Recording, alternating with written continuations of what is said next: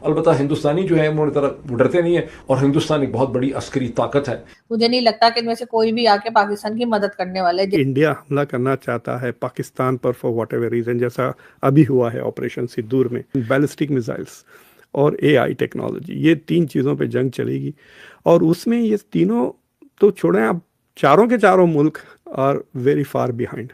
दूसरों से दिफा की गारंटियां और जमानतें लेने का कोई फायदा नहीं है, बेशक ये पूरी दुनिया को भी अपने साथ मिला ले। तो हिंदुस्तान जैसी ताकत के दरमियान कोई जंग हो जाती है, जैसे कि जंग हुई 3.5-4 दिन की, तो उसमें सऊदी अरब का रोल तो यही होगा जिस तरह से रजिया चीखें मारती है सड़क के किनारे खड़े होके कि बचाओ बचाओ बचाओ। इसके अलावा सऊदी अरब का तो कोई रोल उसमें हो नहीं सकता। हिंदुस्तान सऊदी अरब का दूसरा बड़ा तजारती पार्टनर है, मतलब सऊदी अरब का दूसरा बड़ा और सऊदी अरब हिंदुस्तान का पांचवां बड़ा। हिंदुस्तान और तुर्की के दरमियान में तकरीबन गुज़श्ता बरस जो खत्म हुआ फाइनेंशियल ईयर, उसमें अंदाजन $10 बिलियन का बायलैटरल ट्रेड। जो बयान आया है ईरान से वो बहुत ही सख्त है।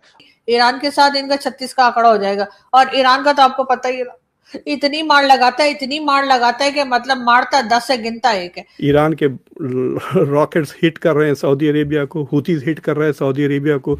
Where is Pakistan? इसलिए कि पाकिस्तान पे जब अटैक होता है, चाहे वो भारत करे, चाहे वो अफगानिस्तान करे या कुछ भी, तो तब तो हमारे पास कोई नहीं आता, ना सऊदी अरेबिया आता है ना टर्की आता है। अरब लीग का भी डिफेंस एग्रीमेंट था, जीसीसी का भी डिफेंस एग्रीमेंट था, इन्होंने कुछ मदद की, कुछ नहीं की।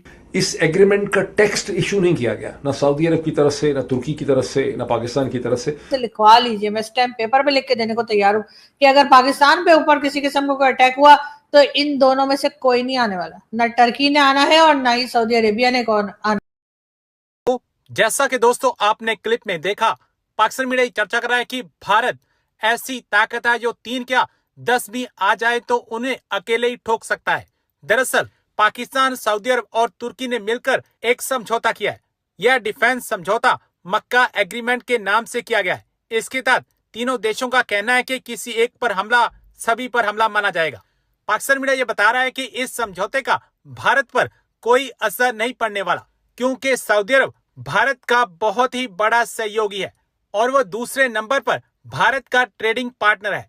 ऐसा इसलिए भी है क्योंकि सऊदी अरब पहले भी कहता रहा है कि पाकिस्तान हमारा महत्वपूर्ण रणनीतिक सहयोगी है, लेकिन कभी भी उसने भारत से जंग के मौके पर पाकिस्तान का साथ नहीं दिया। जब ऑपरेशन सिंदूर हुआ तो सऊदी अरब ने कुछ भी नहीं कहा, उसका कोई बयान भी नहीं आया था। भारत के लिए चिंता की बात नहीं, क्योंकि डिफेंस की क्षमता के मामले में भारत तीनों से कहीं आगे है।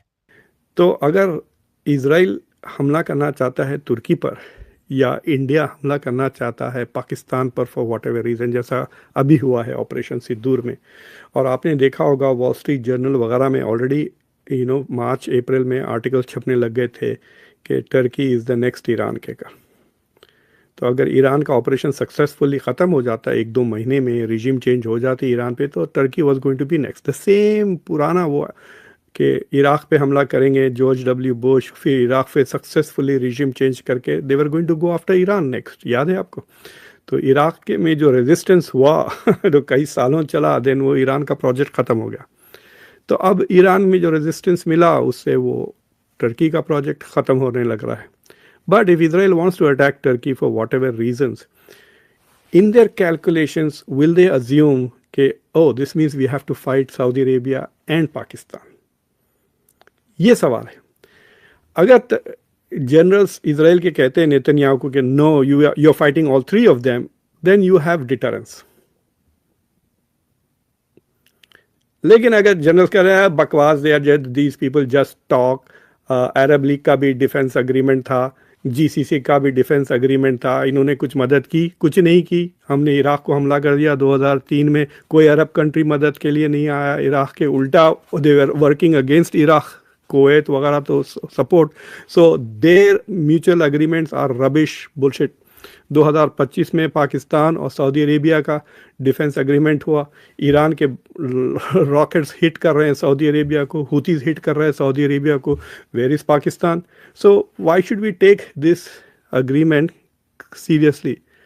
तो जो पहला मुद्दा है कि डिफेंस एग्रीमेंट है ये, the second one is it is a mutual deterrence. तो विल दैट डिटरेंस वर्क? ये जो सेकंड स्लाइड है, इसको आप ख्वाबी पुलाव कह सकते हैं, but this is what it is. तो मैंने जाके वो जो पावर इंडेक्स होता है ना, मिलिट्री पावर इंडेक्स, वहाँ से डेटा लिया और आई पुट दिस टुगेदर। तो जो रैंकिंग है दुनिया में, Turkey is rank 9th most powerful country, Pakistan 14, Israel 15 और ईरान 16 रैंकिंग है इनकी। तो अगर आप वो जो पीली जो लाइन है अगर आप देखें, that is the joint total strength of these 3 countries. India के बराबर हो जाता है वो तीनों मिलके इन टर्म्स ऑफ पॉपुलेशन। हालांकि 1/3 है, अमेरिका से ज़्यादा है पॉपुलेशन। जीडीपी तकरीबन $3.5 ट्रिलियन हो जाती है, और फिर इनके पास हवाई जहाज़।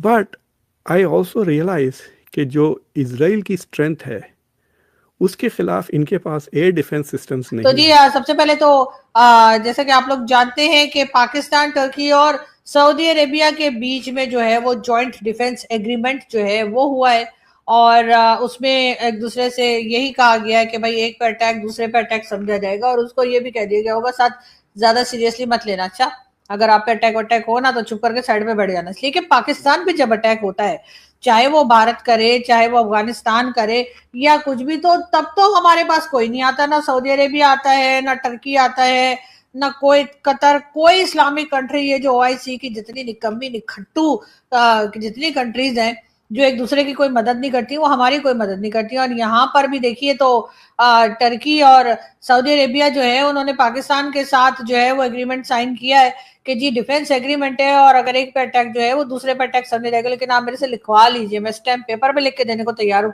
कि अगर पाकिस्तान पे ऊपर किसी किस्म का कोई अटैक हुआ तो इन दोनों में से कोई नहीं आने वाला, ना टर्की ने आना है और ना ही सऊदी अरेबिया ने कौन आना है। उन्होंने ज्यादा से ज्यादा ये कहना है ठीक है $1-2 मिलियन ले लो, मिलियन नहीं मिलियन, हाँ $1-2 मिलियन ले लो, और उसके बाद हमें ना सताओ। इसलिए कि आपने कभी देखा है कोई जो प्रिंस हो या जो शहजादा हो या सऊदी अरब का या कहीं का भी, वो कभी लड़ने के लिए गया? और नहीं, ये लड़ने के लिए हमें बुलाते हैं। ये जो मजबूर और गरीब और मुफलिस किस्म के और इस किस्म के जो लोग होते हैं ना, जो हर वक्त इधर उधर मांगते फिरते हैं कि भाई हमारी कुछ मदद कर दीजिए, उनको बुलाया जाता है कि जी आप आइए और हमारी तरफ से आप लड़िए। अच्छा चलो, पहले तो ऐसी बात थी कि हमें लग रहा था चलो सऊदीया का तो किसी से झगड़ा ही नहीं है तो हमने डिफेंस पैक्ट कर लिया जाके। हमें क्या पता था हमारे डिफेंस पैक्ट करते के साथ ही ईरान के साथ इनका 36 का आंकड़ा हो जाएगा। और ईरान का तो आपको पता ही है, इतनी मार लगाता है कि मतलब मारता 10 से गिनता 1 है। और आपने देखा कि किस तरह से उसने यूएई को जो है ना, वो जिसे कहते हैं ना, यूएई के दांत खट्टे कर दिए। वैसे और भी तरीके थे दांत खट्टे करने के, लेकिन उसने मार मार के दांत खट्टे कर दिए।